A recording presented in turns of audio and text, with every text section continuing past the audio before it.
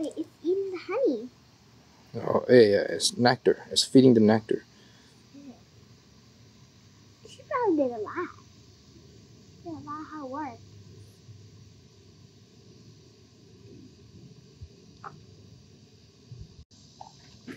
Hi guys, welcome to Nine Links. This is your host Alex.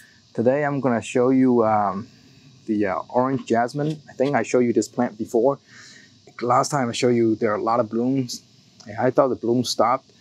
So, you know, just waiting for these guys turn into seeds. You can see some of the seeds are growing fruit, what you call those orange jasmine fruit. It kind of looks like lime.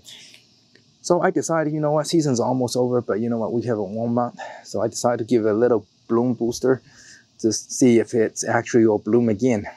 And as you can see, right now there are a lot of flowers. It just bloomed that should be the third time. So let me zoom it in for you.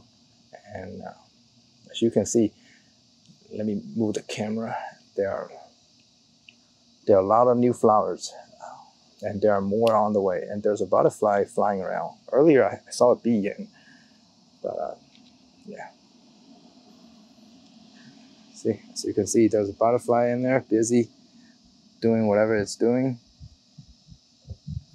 Let me zoom it out.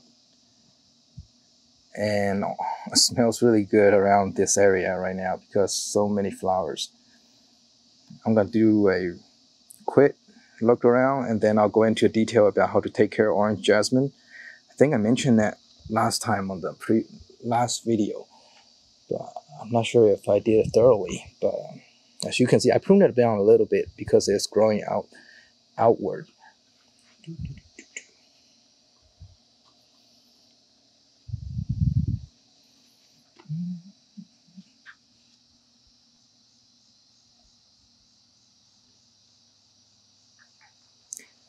So for those jasmine lovers, this is one of the must-have too for the jasmine plant. It's actually a scientific name, if I remember, it's Moray jasmine Moray, whatever. I'll put it on the link. Okay. And as you can see, first thing I'm gonna go off here is talk about is the branches. Initially, when I got this plant, I wanted to grow kind of like one single branch and one single trunk in the middle, and then grow outward. But apparently, both of them grow out about the same size. So I was like, you know what, let's keep both of them. And now you look at the branches down there here. You can see they both are very healthy and big. So I'm gonna just leave it alone. And that's most of the time that when I prune stuff, I tend to keep the thing down here, like at least this much from the potting mix up to the branch to keep it clean. There's well, this one's growing a little downward. Take it out, so keep everything good airflow down below, and also easier to water too. And as for the jasmine care, for orange jasmine care, is actually very easy. It's just like all jasmine. To be honest, I think one thing good about jasmine plants, jasmine family, is that they all so easy to take care of. First thing off, potting mix. All jasmine, they all like acidic potting mix. Now, you probably ask, what's the difference between acidic and basic mix? Think of this way. I always think of this way. Acidic mix is more like, what should I say? Leaves, stuff, organic compost, decompose over time. It's very loose and it has a really good flow of good moss and stuff. Those are acidic. The basic mix is more of a like clay, sticky stuff. That's how I remember them. So anything you have like organic materials like leaves, bark, coconut husks, these are acidic. Sphagnum moss and peat moss,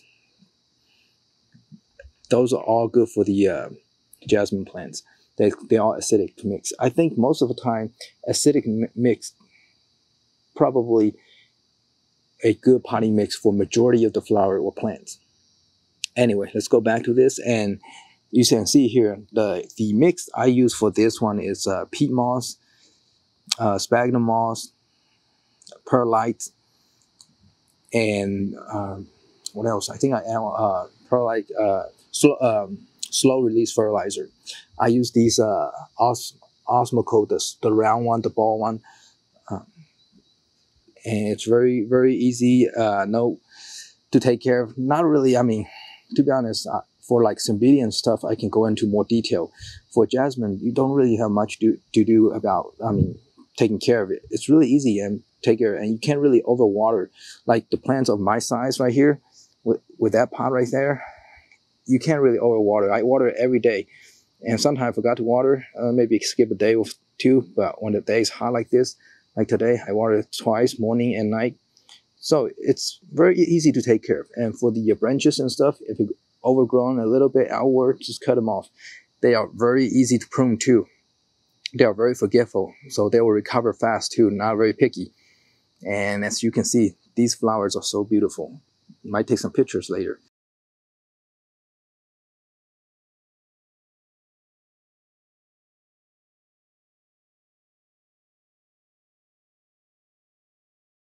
But general rule of thumb is that during the good season, when it's doing very well, give it a good nutrient boost. Like I have slow release in there.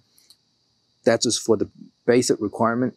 And then when it gets to good season time, I put a big, well, not big, but I water often with a bloom booster. I don't use bloom booster a lot. I use a lower intensity, lower dosage, but I water often. So it's like feeding it in a small amount more periodically instead of feeding it very concentrated over a short period of time, which it could damage the plants. Just like yourself, when you're eating, you eat a little bit at a time, which beats each bunch of stuff, stuff it down at one time. Okay, that's just basically for most plants. That's how they best way to feed them. Okay. Anyway, I don't know what else to say besides that. Also, if you have questions, just post below. Again, this is an orange jasmine. Let me zoom in a little bit more, show off the picture, show off the flowers.